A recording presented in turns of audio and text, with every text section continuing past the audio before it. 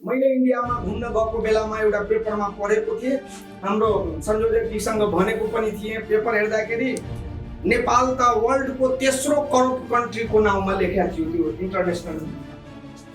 भनेपछि जुन देश वर्ल्डको यत्रो ठुलो करप्ट कन्ट्री छ, मलाई लाग्छ हजारौं क्विन्टल सोना तपाईको नेपालभित्र आउँछ। क्विन्टल सुनको विषय छ, त्यो विषयमा समातिए सुन कहाँ गयो, अपराधी कहाँ गयो, बिस्तारै सबै छुट्यो। कांग्रेस र एमालेमा आजको स्थितिमा कुनै फरक छैन। दुवै पार्टी एउटा लुटेरा पार्टीको रूपमा जनतालाई शोषण गर्ने, आफ्नो नाता गोता, आफ्नो परिवारको मान्छेलाई, व्यापारीहरूलाई सब ठेकापट्टा व्यापारीकरणको हिसाब किताबले गइराखेको छ। मधेसको जनता पनि तिनीहरूबाट अजिज भइसकेको छ। जो हामीहरूको मुद्दालाई, हामीहरूको बिमारीलाई देखाएर हामी हस्पिटलमा लगेर हामीहरूको कलेजा र किडनी निकालेर बेच्ने किसिमको नेताहरू हुन् भनेर जनता विश्वास गर्छन्। किनभने अर्को विकल्प नेपालमा छैन। कांग्रेससँग अजिज भएको छ, एमालेसँग पनि अजिज भइसके जनता। पुण्यजी अहिलेको राजनीतिक नेपालको राजनीतिकमा एउटा गगन थापा जस्तो चर्चित थियो, उहाँभन्दा पनि बढी अहिले चर्चामा उहाँ आउनु भएको छ। यो न्युट्रली म भन्दैछु। हाम्रो अब जुन पार्टी दर्ता हुन्छ, जुन हाम्रो विधानमा मैले यस्तो यस्तो सोचेको छु, जुन अरू पार्टीमा कहीँ मैले सुनेको पनि छैन, देखेको पनि छैन, उहाँले जुन परिकल्पना गर्नुभएको छ, अहिलेको वर्तमान नेपाली जनतालाई त्यही आन्तरिक हृदयदेखि माग छ। त्यो चाहे पहाडको होस्, चाहे मधेसको होस्, चाहे हिमालको होस्, सबैतिरको जनताको भित्रको वेदना त्यही नै छ।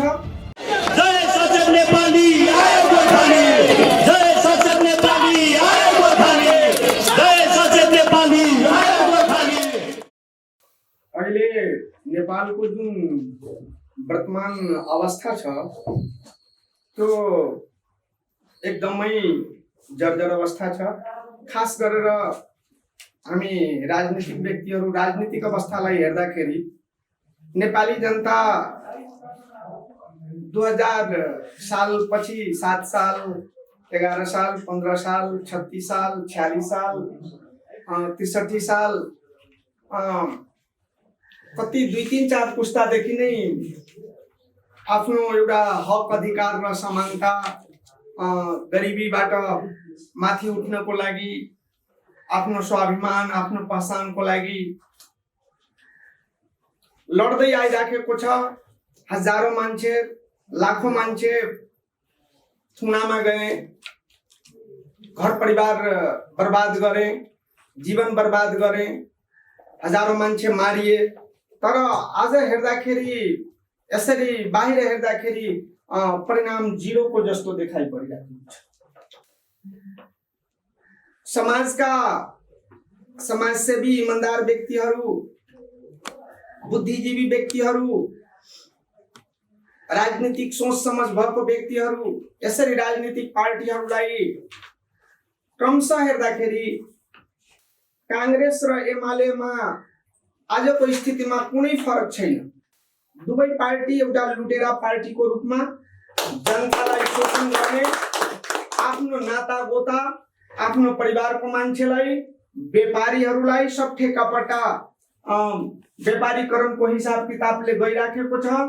मैले इन्डियामा घुम्न गएको बेलामा एउटा पेपरमा पढेको थिएँ, हाम्रो संयोजकजीसँग भनेको पनि थिएँ। पेपर हेर्दाखेरि नेपाल त वर्ल्डको तेस्रो करप्ट कन्ट्रीको नाउँमा लेखेको थियो त्यो इन्टरनेसनल।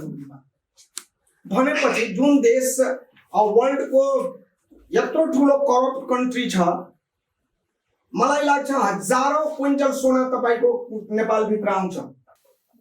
भर्खर हिजो कि अस्तिको पेपरमा छ, एकजना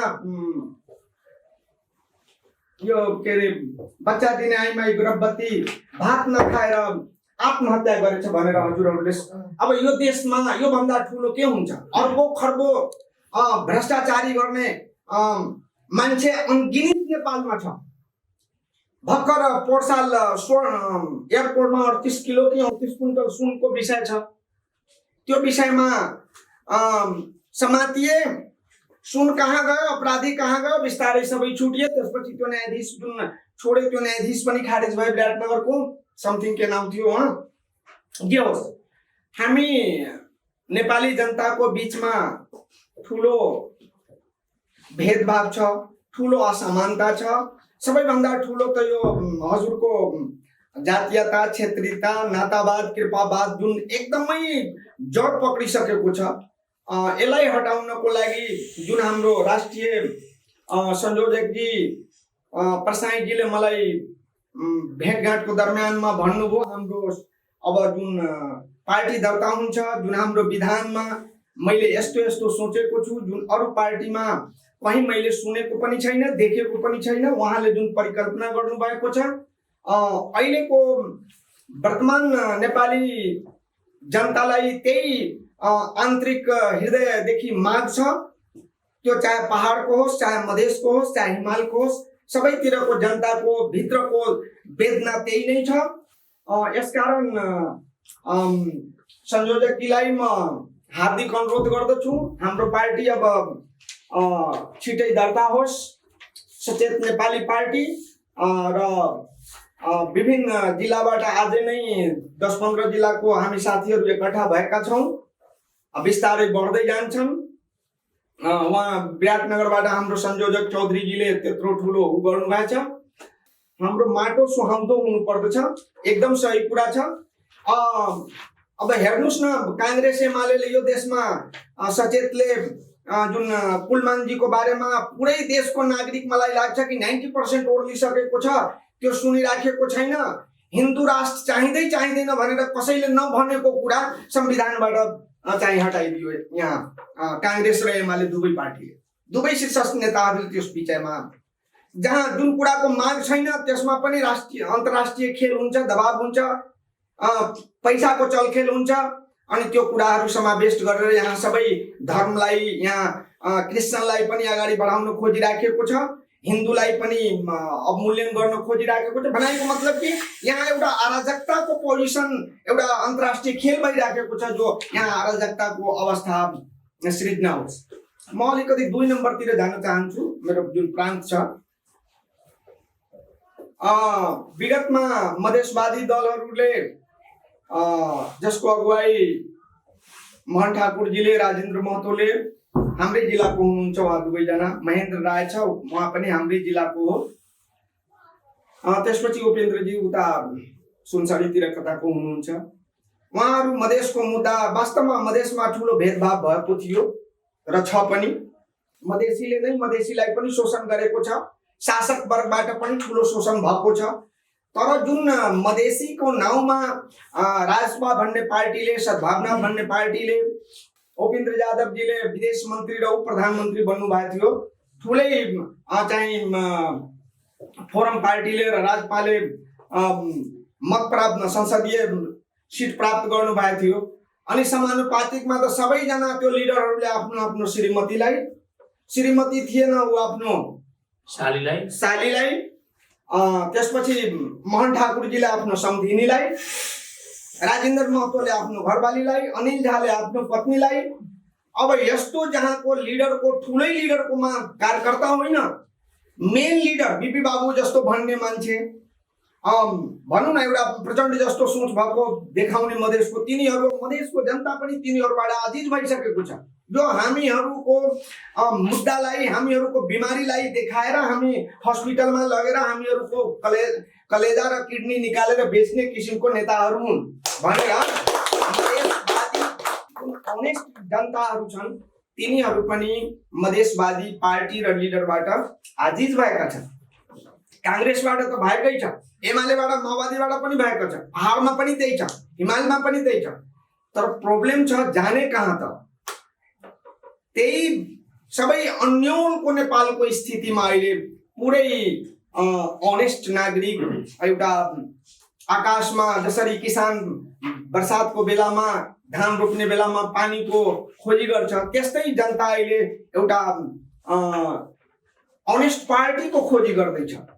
यो दरम्यानमा हामीहरू जुन यो सचेत नेपाली पार्टीको जुन एउटा अवधारणा अगाडि बढाएको छौँ, यदि इमानदारीपूर्वक र मेहनत गरेर हामीहरू काम गर्छौँ भने यो पार्टी चाँडै नै उचाइ लिन्छन्, जनता विश्वास गर्छन्। किनभने अर्को विकल्प नेपालमा छैन। काङ्ग्रेससँग हाजिर भएको छ, एमालेसँग पनि हाजिर भइसके जनता, मधेसवादी दलसँग मधेसमा हाजिर भएको छ। अब यही हो मेन कि हजुरहरूले हामीहरूले जाने कसरी हो त्यो अब रणनीति हामीहरूले बनाउनु पर्दछ। शिक्षक वर्गबाट जसरी उहाँको कसले भन्नुभएको थियो नि कि खोटाङतिर टिचरहरूको कुरा बढी आखिर पढे लेखेका हुन्छ, गुरुको आदेश सबैले मान्छ। वास्तवमा मलाई लाग्छ कि जति पनि पेसा छ त्यसमा सबैभन्दा आदरणीय पेसा टिचरको पेसा नै हो। वास्तवमा टिचर वर्गलाई बढीभन्दा बढी समाउनु पर्दछ। तर के छ, उता सङ्गठन र सङ्घले पनि ठुलो टिचरको सङ्गठन बनाएको छ, त्यो हामीहरूलाई गर्न अलिकति कठिन हुन्छ। तर भोटर यसपालि कसैको बसमा छैन। नेपाली जनता जुन भोटर छ त्यो काङ्ग्रेसलाई जुन भोट दिएको छ, एमाले माओवादीलाई भोट दिएको छ, त्यो तिनीहरूलाई भोट दिनेवाला छैन। तिनीहरूको भ्रम छ। अब त्यो भोट कसले पाउने हो त, त्यसको लागि हामीहरूले पुरै बुद्धि विवेक दल बल हिसाब किताबले अगाडि बढ्नु पर्दछ। अर्को कुरा के छ, एमाले काङ्ग्रेस र माओवादी पार्टीमा पनि भेदभाव म नै हुँ। 2048 सालदेखि 63 सालसम्म महाधिवेशन महासमिति प्रतिनिधि हुँ, जिल्ला सचिव क्षेत्रीय सभापति सब बसेर। तर मलाई कुनै पनि पदमा कहीँ पनि पठाइयो। कहिले जातिको आधारमा टिकट दिने, कहिले पैसाको आधारमा दिने। अब पैसा मसँग छैन, मलाई कसले टिकट दिन्छ? यस्तो यस्तो खेलबेल चलिरहेको थियो। त त्यस्ता म जस्ता थुप्रै सबै पार्टीमा इमानदार कार्यकर्ता पछाडि ओझलमा छ। तिनीहरूलाई हामी एलान गरेर गरेर तिनीहरूलाई जसरी उहाँले भन्नुभयो ठाउँ ठाउँबाट हामीहरू तिनीहरूलाई बोलाउने अवसर दिने। तिनीहरूलाई चुनावको बेलामा उहाँलाई मैले निवेदन गरेको थिएँ, रिक्वेस्ट कि चुनावको बेलामा यो आखिर ठग पार्टी हो, व्यापारी हो काङ्ग्रेस एमाले। अब उहाँलाई टिकट दिनुपर्ने छ, टिकट कुनै व्यापारीलाई दिइदियो, पैसावालालाई। त्यो बेला त्यहाँ हाम्रो कुनै लड्ने योग्य साथी छैन भने हामी उहाँलाई प्रोत्साहन गरेर हामी उहाँलाई रिक्वेस्ट गरेर उहाँलाई लडाउने। त्यस्तो पनि केही सिटबाट हामीहरू स्थान ओगट्न सक्छौँ। यदि रणनीतिका धेरै कुराहरू छन् त्यो समयमा हामी भन्छौँ। तर सबैभन्दा ठुलो कुरा काङ्ग्रेस र एमालेमा जुन हजुरको कानुनको पटक्कै अनुसरण छैन। कुनै पनि पार्टीमा विधान र कानुनलाई मिचेर हिँड्ने, चाहे त्यो शेरबहादुर होस्, चाहे पुराना गिरिजा प्रसाद कोइराला होस्, आफ्नो छोरीलाई मन्त्री बनाउनु र पार्टीको के पदमा लाउनु पर्ने थियो, पार्टीको केन्द्रीय कार्य समितिमा पनि सोधेन। त्यसको लागि पनि ठुलो विवाद भयो। आखिर शेरबहादुर त्यतिकै भएको छैन। त्यो बेला आखिर जायज नजायजको लागि नै उसले पार्टी उसको विरुद्धमा पोखरा अधिवेशनमा उहाँले गिरिजा बाबुको विरुद्धमा लड्नुभयो। अहिले अब त्यही स्थिति छ, ऊ पनि छोडिराखेको छैन। सब तानाशाह छ। अहिले नेपालमा फेरि कुनै काम लाग्ने लिडर छैन, चाहे त्यो शेरबहादुर होस्, यो उसको विपक्षी के रामचन्द्र पौडेलजी पनि उस्तै छ, यता प्रचण्डजीको त्यस्तै स्थिति छ, माधव नेपाल त्यस्तै प्रधानमन्त्री र मरेकै अवस्थामा छ। अब कुर्सी छोड्न तयार छैन। विदेशमा 60 वर्ष उमेर पुगेपछि मान्छे त्यतिकै कुर्सी छोड्छन्। यहाँ त नमरुन्जेलसम्म कि नहारुन्जेलसम्म छाड्दैन। यसकारण यो पनि अहिले नयाँ एउटा धारणा सबै पार्टीभित्र जनसमुदायभित्र उठेको छ कि यो यिनीहरूलाई अब नयाँ पिँढीले युवा शक्तिलाई अगाडि बढाउनु पर्दछ भनेर उताको पार्टीमा पनि उठेको छ। हाम्रो त मूल धारणा नै त्यही हो। यसकारण यो पनि एउटा खुसीको खबर हो कि यो पार्टी युथलाई नै सबैभन्दा बढी प्राथमिकता दिन खोजिराखेको छ। यसकारण तपाईहरु युथ वर्ग हुनुहुन्छ, बढीभन्दा बढी मान्छेहरूलाई समावेश गराउनुस्।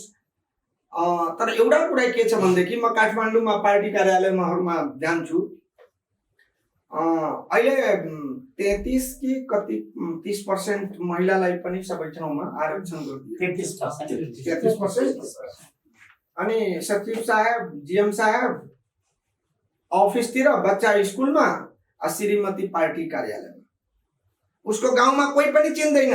उ जुन जिल्लाको छ उ जिल्लामा उसलाई कोही पनि चिन्दैन। मेरै जिल्लाको धेरै मान्छे सांसदहरू छन्, त्यो केही काम गरेको छैन जिल्लामा। तिनीहरू सिधै पार्टीको के अरे राजेन्द्र महतोको नजिकमा बस्छ, शेरबहादुरजीको नजिकमा बस्छ।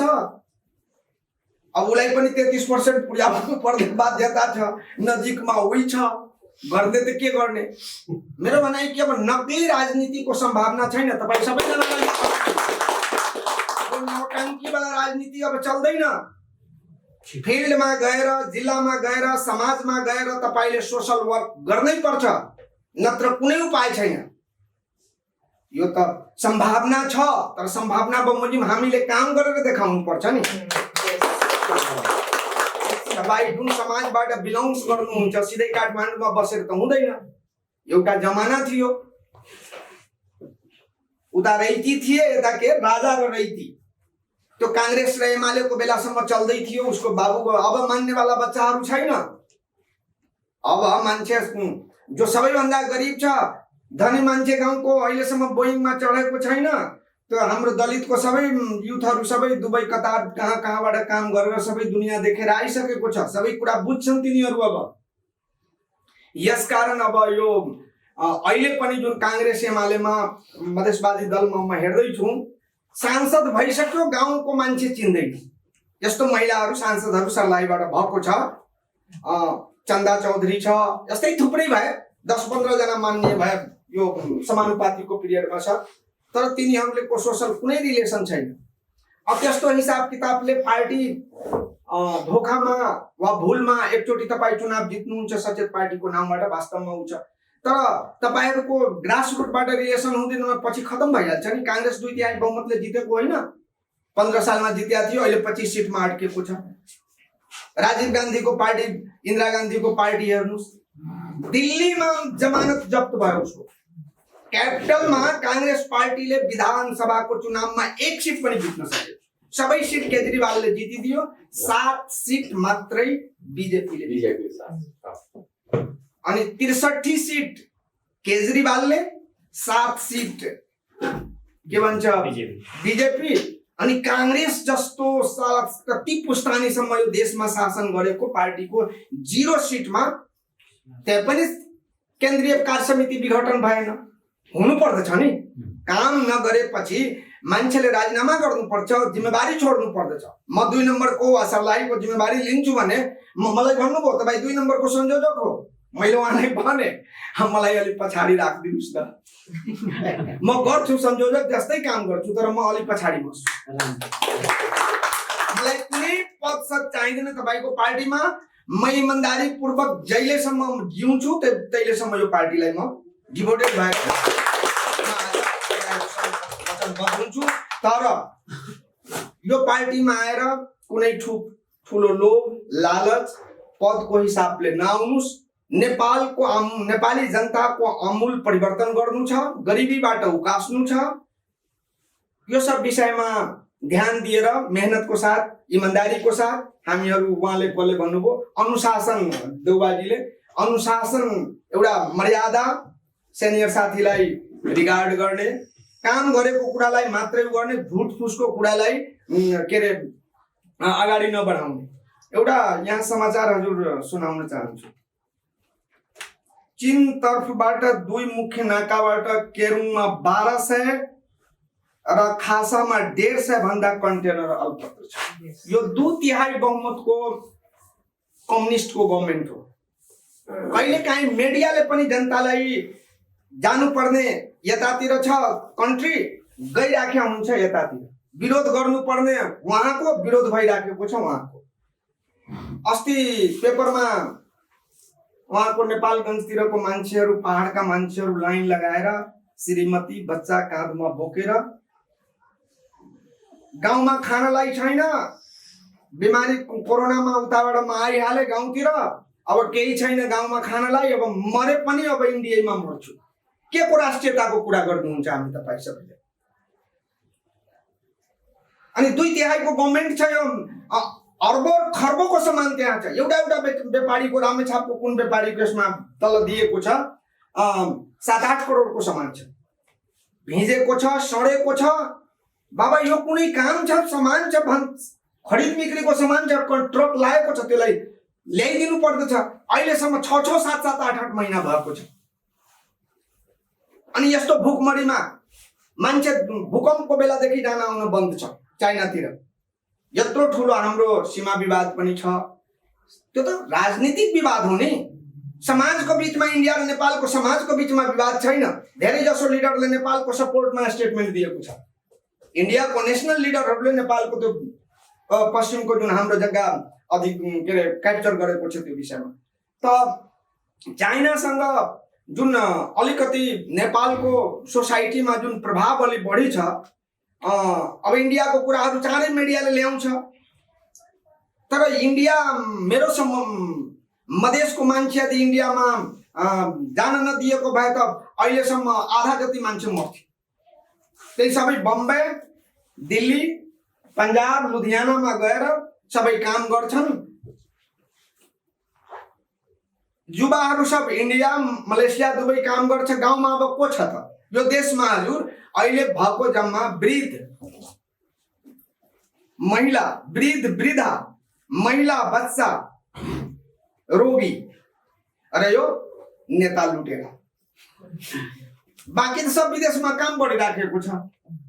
बाध्यता छ। उहाँले इन्जिनियर साहबले भन्नुभयो 2 वर्ष भइसक्यो इन्जिनियर पास गरेर आएको साथीहरू कसैलाई खै काम छैन। यस्तो छ। लास्टमा म यो पार्टीप्रति पूर्ण प्रतिबद्धता जनाउँदै तन मन धनको साथ अब तपाईहरुसँग मिलेर काम गर्नेछु। तर हजुरहरू पनि किनभने प्राइमरी स्टेजमा अलि मेहनतको बढी जरुरी पर्दछ र उहाँले जुन भन्नुभयो केन्द्रमा मान्छेहरू भेला भएन। मैले नै जान तर्खरमा थिएँ, केही साधन भएन। त्यो लकडाउनको हिसाबले र यातायातको असुविधाले पनि धेरै अब हामीहरू नयाँ पार्टी छौँ, सदस्य पनि कम छन्, सम्पर्क पनि अहिले बढ्दैछ। यसकारण कमजोरी तपाईसँग पनि कहीँ भइहाल्छ, हाम्रो राष्ट्रिय सदस्यसँग पनि भइहाल्छ। तर उहाँ अहिले नेपालको राजनीतिक धरातलमा सबैभन्दा ठुलो चर्चाको व्यक्तित्व हुनुहुन्छ। यसको प्रति म आभार व्यक्त गर्दछु। पुण्यजी अहिलेको नेपालको राजनीतिकमा एउटा गगन थापा जस्तो चर्चित थियो, उहाँभन्दा पनि बढी अहिले चर्चामा उहाँ आउनु भएको छ। यो न्युट्रली म भन्दैछु।